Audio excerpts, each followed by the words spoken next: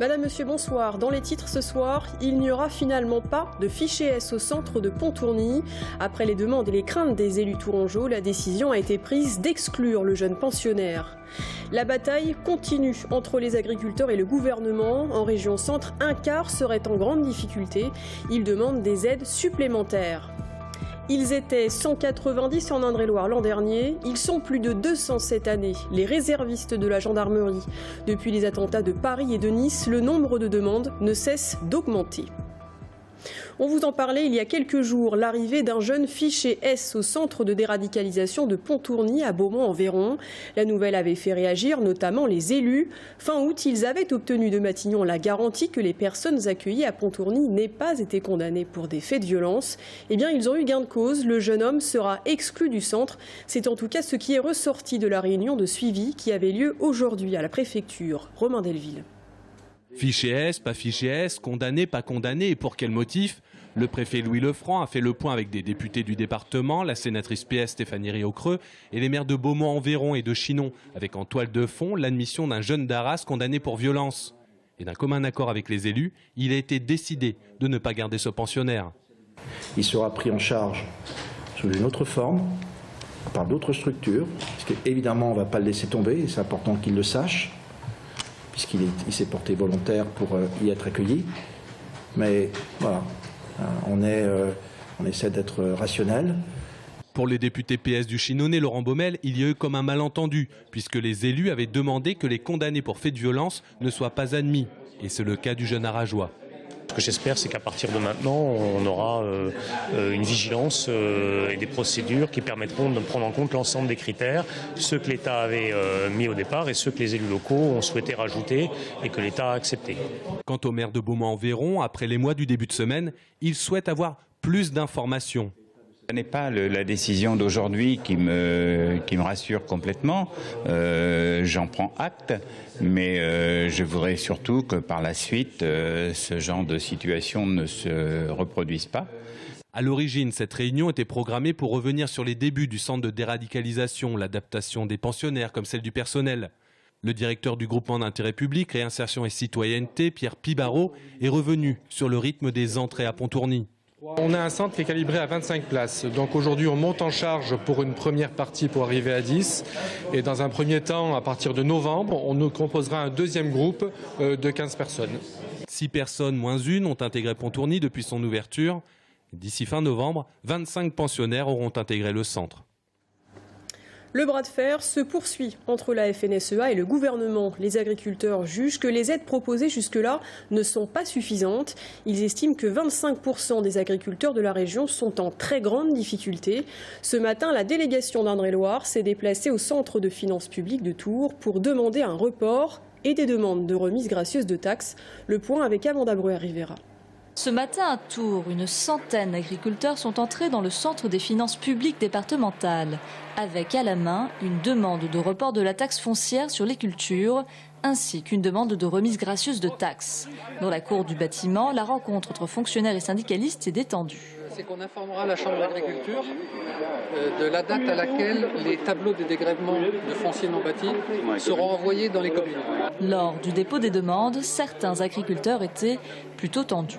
Bonjour, c'est gentil de la regarder, pas de la mettre à la poubelle directement. L'exaspération est palpable. L'année 2016 est une annus horribilis pour toute la profession.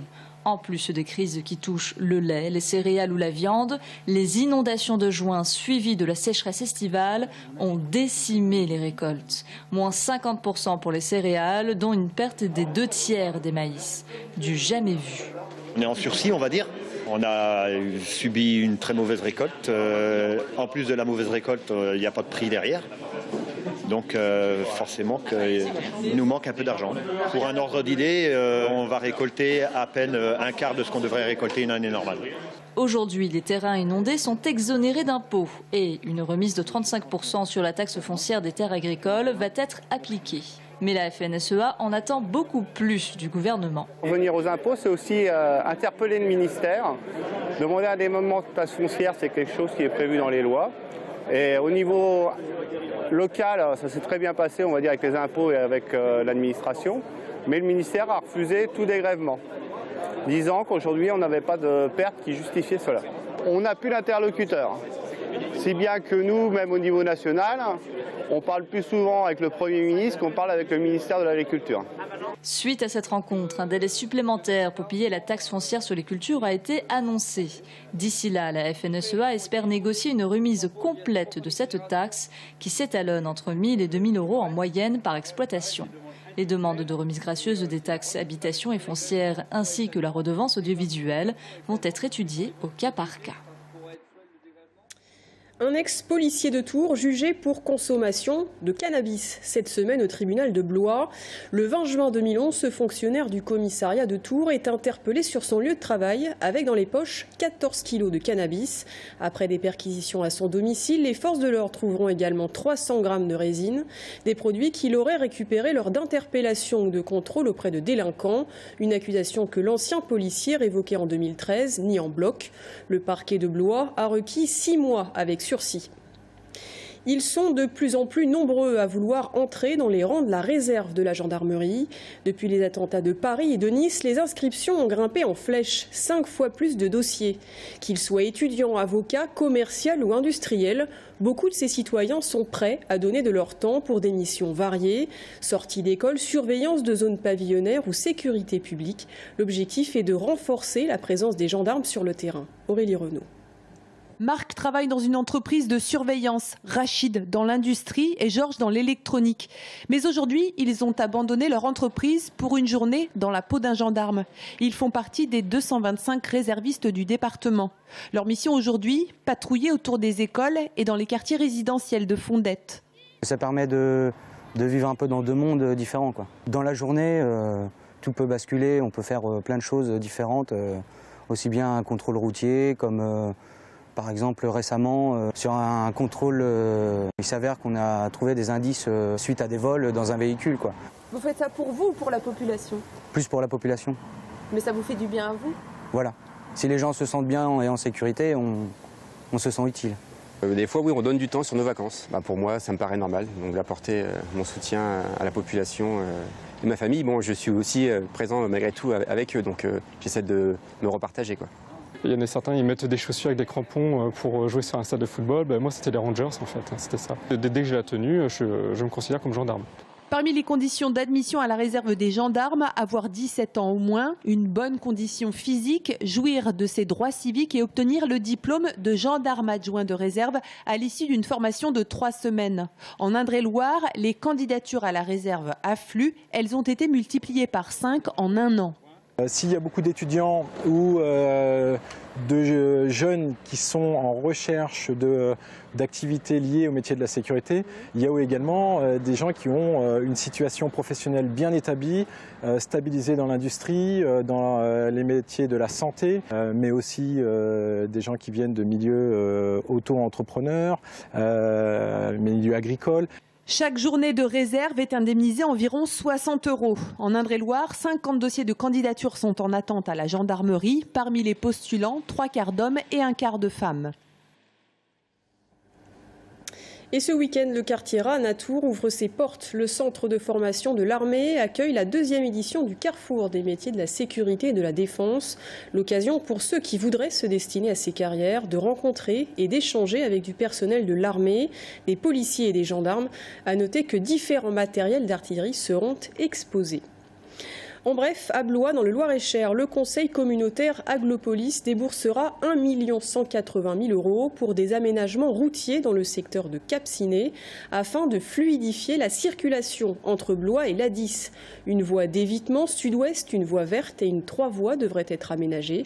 Des travaux qui s'élèvent au total à 8 millions d'euros, financés à hauteur de 3 millions par le conseil départemental et 3 800 000 par l'État. Le début des travaux devrait débuter en 2017 et s'achever 1 an plus tard. En bref, toujours, une opération de renforcement de digues à La Chapelle-sur-Loire va être effectuée à partir d'octobre 2016. Les enrochements seront mis en place, ce qui permettra de rendre l'ouvrage moins sensible à l'érosion externe et de créer un chemin de service côté Loire. 4 mois de travaux pour un coût total d'1 400 000 €.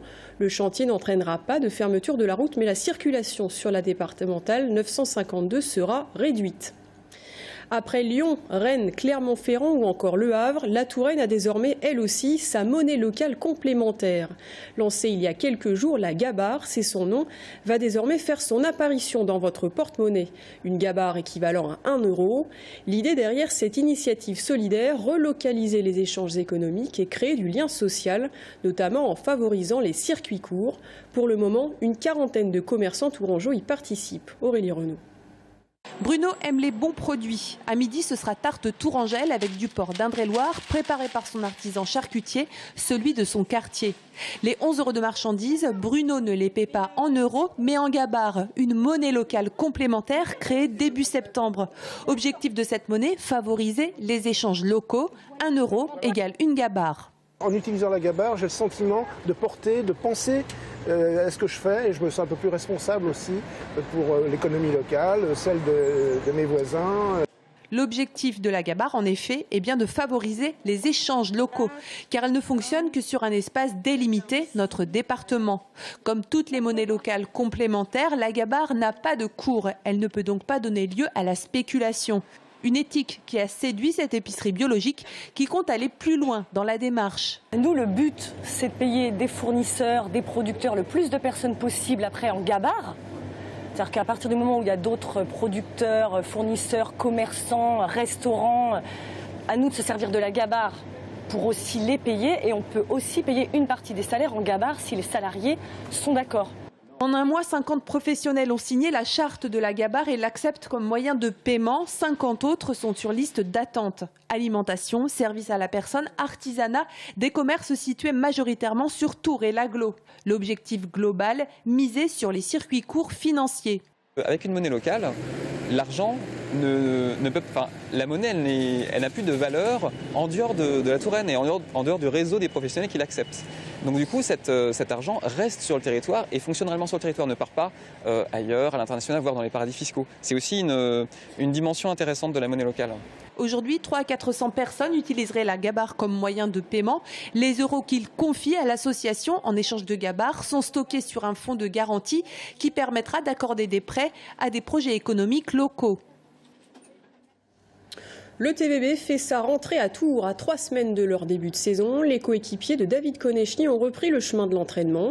Nouvel entraîneur, nouveaux joueurs, le club tourangeau qui a gagné le tournoi de Saint-Nazaire le week-end dernier s'apprête à disputer son premier match amical à domicile samedi face aux Belges de Roselare. Bastien Mathieu.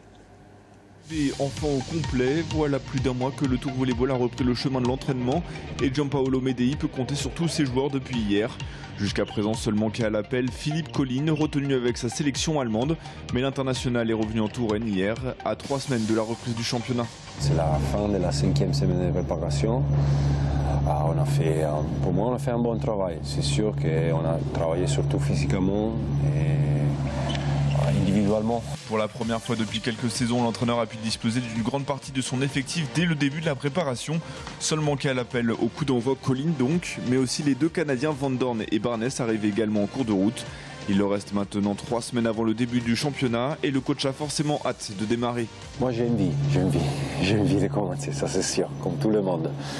Mais je pense que c'est bien de bien travailler avant parce qu'il faut avoir de la patience. En attendant, le TVB a donc démarré ses matchs amicaux le week-end dernier avec un tournoi remporté à Saint-Nazaire.